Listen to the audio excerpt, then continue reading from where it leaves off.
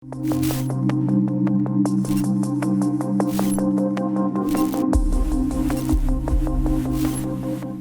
ეკონომიკაზე საუბრით, ლაშა ქავთარაძე, საინიციატივო ბანკის ეკონომისტი არის ჩვენთან ერთად. დილამშვიდობის ლაშა. დილამშვიდობის. ბადო მოგზაურობისთვის.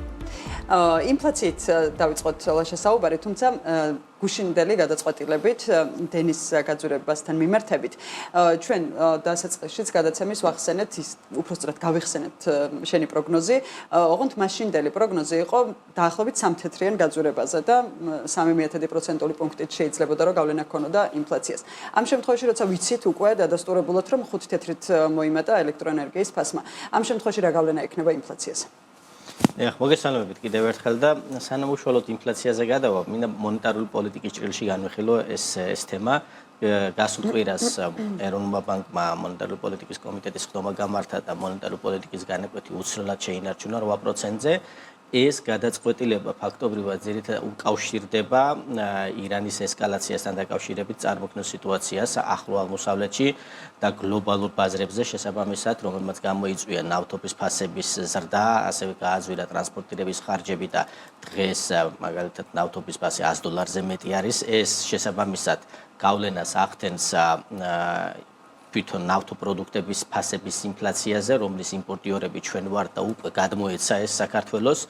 დაახლოებით 25-30 თეთრით არის ჩვენთან ბენზინი გაწვირებული, შესაბამისად ამას ასახვა ექნება მარტის ინფლაცია, როდესაც გამოქვეყნდება აპრილის 3 რიცხვში, ხო?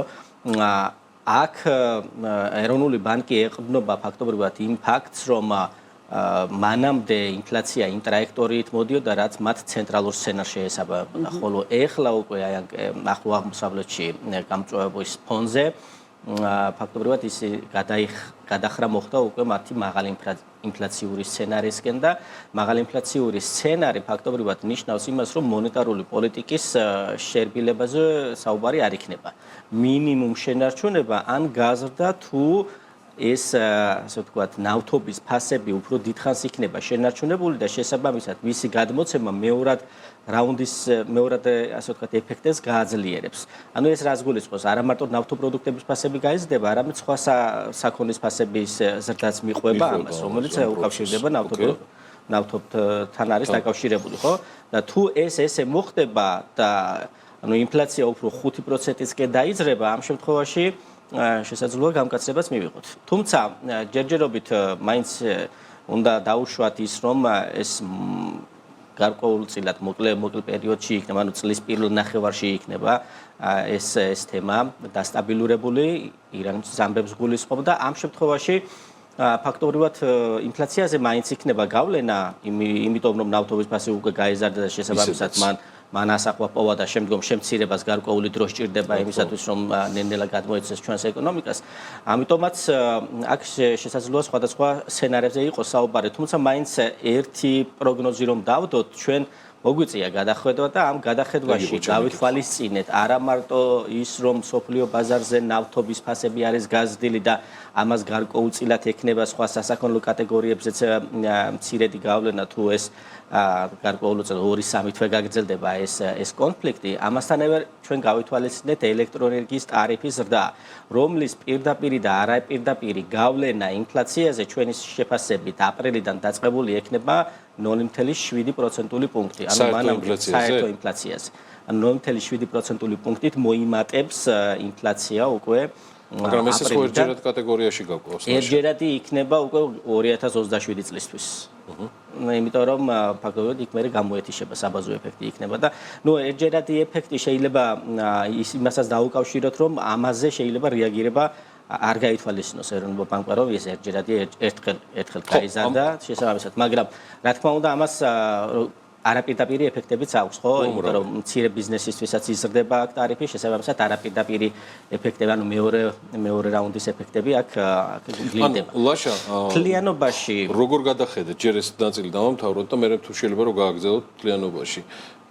როგორ დაკორექტირდა თქვენი პროგნოზი ამ დროისთვის, გათვალისწინებით ნავთობპროდუქტების ბაზარზე არსებული ვითარებისა, რომელიც იმედი გვაქვს, რომ იწმარდება, მაგრამ სახეზე რაც გვაქვს ელექტროენერგიის ტარიფის და ეხ გახსოვთ წლის დასაწყისში ჩვენი პროგნოზი იყო ინფლაციასთან დაკავშირებით, რომ წელს საშუალო წლიური ინფლაცია იქნებოდა 3%. ასე იყო. 3%-დან ეხლა მოგვიხდა გადახედვა ზრდის მიმართულებით და 4.2%-მდე გავზარდეთ საშუალო წლიური ინფლაციის პროგნოზი 2026 წლის. გალტენდაგარტი მოიაზრებს, რომ წლიური ინფლაცია იქნება 4.2%. ეს არის იმ დაშვებით, რომ ელექტროენერგიის ტარიფი უშუალოდ 0.7%-ული გავლენა აქვს და მეორე ფაქტი, რომ ირანის ესკალაცია გარკვეულწილად 2-3 თვეში იქნება უკვე გადაჭრილი და ამის შემდგომ სოფლიო ბაზარზე ნავთობპროდუქტების ფასები ნელ-ნელა დაიწყებს კლებას, თუმცა ის მაინც არ დაუახლოვდება ომამდელ მდგომარეობას, რომელიც იყო მაგალითად $65-70 ფარგლებში, დარჩება დაახლოებით $80 ფარგლებში უკვე წლის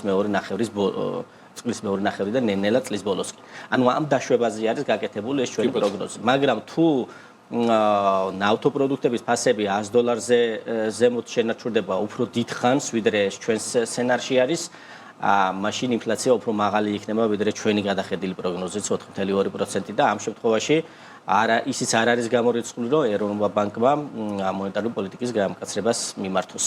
ნუ ჯერჯერობით მაინც უნდა დაველოდოთ, არავინ არ ვიცით ხო, რამდენ ხანს გაგრძელდება შესაბამისად, ანუ ჯერჯერობით უნდა ვიხელმძღვანელოთ მაინც იმ სცენარით, რომ ვთქვათ მაღალი ალბათობა იმას აქვს, რა ქვია, რომ ეს ომი იქნება უფრო გარკვეულწილად შეკავებული.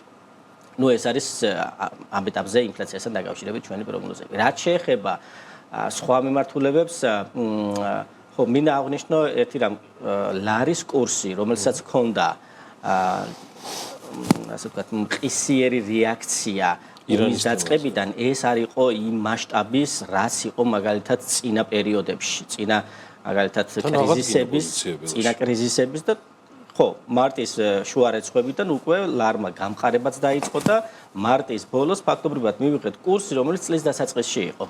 ფაქტობრივად წლის დასაწყისიდან მარტის ბოლომდე გაცვლითი კურსი არ შეცვლილა, არის სტაბილური და ეს არის ერთ-ერთი მნიშვნელოვანი ფაქტორი, რომელიც ასევე ხელს უწყობს იმას, რომ ინფლაციის ზვირთება არ მოხდეს, ხო?